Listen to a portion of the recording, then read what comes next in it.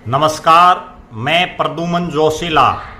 आज के इस वीडियो में हम बात करेंगे हिसार शहर, हांसी शहर और आसपास का जो पूरा इलाका है उसमें प्रॉपर्टी का क्या चल रहा है। हर एक आदमी का एक ख्वाब होता है जीवन का कि उसके सिर पर अपनी छत हो, अपना खुद का प्लाट हो, शहर के किसी पॉश एरिया में या शहर की किसी कॉलोनी में वो रहता हो। विभिन्न गांवों से भी लोग बड़ी संख्या में शहरों में शिफ्ट होते रहते हैं और लगभग जो गांव में लोग रहते हैं उनमें से भी बहुत से लोगों का ऐसा विचार होता है कि उनके बच्चे शहर में शिफ्ट हों ताकि शहरों में बढ़िया पढ़ाई, बढ़िया शिक्षा, बढ़िया जो अस्पतालों की सुविधा है या अन्य प्रकार की किसी भी प्रकार की सुविधाएं गांव के मुकाबले शहर में अच्छी मिलती है। ऐसा बहुत से लोगों का एक मत भी होता है और उसी का ये परिणाम होता है कि लगातार शहर बढ़ते जा रहे हैं। लेकिन अगर बात करें प्रॉपर्टी के दामों की तो लगातार दाम ऊंचे नीचे होते रहते हैं। कभी 2 साल मंदा रहता है, फिर 2-4 साल तेजी रहती है, फिर 5-7 साल जो है मंदा आ जाता है। बहुत बार ऐसा देखा गया है किसी एक क्षेत्र विशेष में तेजी आ जाती है। कई बार वो तेजी बनावटी भी होती है और कुछ समय के लिए होती है जिसमें बहुत से सामान्य घरों के लोग जो है पिस करके रह जाते हैं। अब अगर हम बात करें हिसार शहर की तो हिसार शहर में पिछले कुछ समय से लगातार मंदा देखा जा रहा है। चाहे वो सेक्टरों की बात करें, चाहे वो कॉलोनियों की बात करें, कॉलोनियाँ वैध हों अवैध हों, या चाहे जो है उपजाऊ जमीन की, खेती योग्य जमीन की हम बात करें, तो लगातार रेट गिरते जा रहे हैं। उसका एक बहुत बड़ा कारण जो है वो ये है कि हिसार में पिछले कई सालों से मंदा था। उसके बाद जब से एयरपोर्ट के नाम पर, इंटरनेशनल एयरपोर्ट के नाम पर जो है लोगों को एक तरह से प्रचार प्रसार लोगों में किया गया और उसके बाद जब भारतीय जनता पार्टी के हिसार से सांसद बृजेंद्र सिंह ने लोकसभा में संसद में एक प्रश्न लगाया जिसके उन्होंने पूछा कि हिसार में कोई अंतर्राष्ट्रीय स्तर का हवाई अड्डा बनने जा रहा है, क्योंकि हिसार में जो भी बड़ा नेता सत्ता पक्ष का आता, वो चाहे जेजेपी का, चाहे बीजेपी का या कोई अन्य सरकार से जुड़ा हुआ नेता, तो वो इस अंतर्राष्ट्रीय एयरपोर्ट के नाम पर जो है अपना प्रचार प्रसार करता, कहता कि यहाँ इतना बड़ा एयरपोर्ट बन रहा है जिसमें विदेशों से जहाज आएंगे, बहुत बड़ा एयरपोर्ट होगा, उससे एयरपोर्ट बनने से शहर की प्रगति बहुत बड़ी होगी। और उस अंतर्राष्ट्रीय एयरपोर्ट के चक्कर में लोगों ने जो है सस्ती जमीन को भी काफ़ी महंगे दामों पर उस समय खरीद लिया। लेकिन जो ही वो प्रश्न बृजेंद्र सिंह ने लगाया उसके जवाब में केंद्रीय जो नागरिक उड्डयन मंत्रालय है, जो हवाई जहाज़ों से संबंधित जो मंत्रालय है, उसने ये जवाब दिया कि हिसार में किसी तरह की कोई अंतर्राष्ट्रीय एयरपोर्ट बनने की कोई प्रक्रिया नहीं है, कोई फाइल नहीं है, कोई बनाने का अभी तक सरकार के पास किसी तरह का कोई जो है बनाने की प्रक्रिया नहीं है। उसके बाद से हिसार में प्रॉपर्टी हर रोज डाउन होती जा रही है।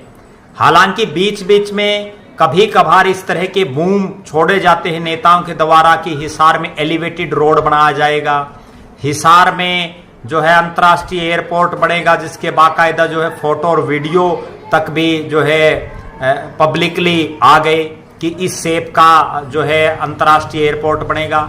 हिसार में बड़े बड़े कल कारखाने लगेंगे। इस तरह का एक हवा नेताओं द्वारा लगातार प्रॉपर्टी के दामों को बढ़ाने के लिए किया जाता है। लेकिन जो वास्तविकता है वो ये है कि एलिवेटेड रोड भी आज नहीं बनेगा, पता नहीं कितने सालों बाद वो पूरा होगा या नहीं होगा, ये भी एक संशय की स्थिति है। अंतर्राष्ट्रीय एयरपोर्ट के बारे में केंद्रीय उड्डयन मंत्रालय ने बिल्कुल स्पष्ट कह दिया है कि हिसार में ऐसा कोई प्रपोजल उनके पास नहीं है। इसके अलावा हिसार में अगर बात करें प्रॉपर्टी की तो पिछले लगभग 7-8 महीने से हिसार के अलग अलग कोणों में लोग लगातार धरनों पर बैठे हैं। सरकार उनका समाधान नहीं कर पा रही है। एक तरफ तलवंडी राणा में लोग बैठे हैं, दूसरी तरफ हिसार दूरदर्शन केंद्र जो हरियाणा प्रदेश का एकमात्र दूरदर्शन केंद्र हिसार में था चौधरी देवीलाल के नाम से, और वो दूरदर्शन केंद्र चंडीगढ़ शिफ्ट कर दिया गया, उसके विरोध में लोग बैठे हैं। कोई कार्रवाई नहीं, सरकार के कानों तक जू नहीं रेंग रही। हिसार शहर का जो एक सबसे महत्वपूर्ण एरिया है आज़ाद नगर का, उस आज़ाद नगर में एक छोटा सा अस्पताल बनवाने के लिए लोग पिछले कई महीनों से धरने पर बैठे हैं। लेकिन सरकार एक तरफ तो बात करती है एलिवेटेड रोड की, एक तरफ बात कर रहे हैं कुछ एक नेता की इंटरनेशनल एयरपोर्ट की, लेकिन इस तरह की छोटी छोटी जो मूलभूत सुविधाएं जनता के लिए हैं उनको देने से कतरा रही है। लोग अब समझ रहे हैं और उसी का ये परिणाम है कि चाहे सेक्टर हो, चाहे कॉलोनियां हो, चाहे खेती योग्य जमीन हो, लगातार उसके दाम गिर रहे हैं। और मेरा ऐसा निजी रूप से मानना है कि वो दाम लगातार गिरते भी रहेंगे कुछ समय तक, क्योंकि हिसार में कोई ऐसी चीज अभी दिखाई नहीं दे रही है जिससे भाव बढ़ने का कोई अंदेशा हो। अब अगर हम बात करें हिसार के बाद हिसार जिले का जो सबसे बड़ा शहर है हांसी, जिसको जिला बनाने के लिए लगातार हांसी के जो विधायक हैं वो इस तरह से लोगों को प्रचार कर रहे थे कि हांसी जिला बनेगा, और उसी जिला बनने की संभावनाओं के कारण हांसी में प्रॉपर्टी के दाम पिछले कुछ वर्षों के मुकाबले वर्तमान में बहुत ज़्यादा बढ़ गए थे, चाहे वो हांसी शहर की प्रॉपर्टी हो या आसपास के इलाके की खेती योग्य जमीन। लेकिन जब से डिप्टी सीएम जो दुष्यंत चौटाला हैं उनका भी बयान आया, एक उच्च अधिकारी का भी बयान आया, उन्होंने कहा कि अभी तक हांसी को जिला बनाने का कोई प्रपोजल उनके पास नहीं आया है। दुष्यंत चौटाला उस कमेटी के अध्यक्ष हैं जिसने जिला और जो ब्लॉक बनने हैं, तहसील बननी है, कहाँ कहाँ बननी है, उसका फैसला करना है। जब उनके पास कोई फाइल ही नहीं गई तो इस तरह से हांसी के विधायक लगातार मिथ्या प्रचार करते रहे। जैसे ही लोगों को इस बात का पता चला, हांसी में भी पिछले कुछ महीने से प्रॉपर्टी लगातार डाउन होती जा रही है और लग ऐसा रहा है कि अभी और डाउन होगी।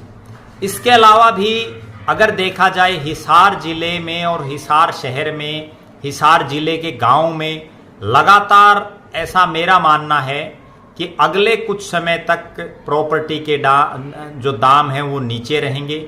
जिन भी लोगों को प्रॉपर्टी खरीदनी है उनको बड़ा ध्यानपूर्वक आप प्रॉपर्टी खरीदें, क्योंकि ये आपके जीवन की एक कमाई है। एक आदमी पूरी जिंदगी में जितना पैसा कमाता है वो एक प्लॉट लेने में, एक घर बनाने में जो है उसका खर्च हो जाता है। तो आप जो है बरगलाने में ना आए, आप किसी के बहकावे में ना आए, आप लगातार जो है लोगों के उस एरिया में संपर्क करते रहें कि यहाँ क्या भाव हैं।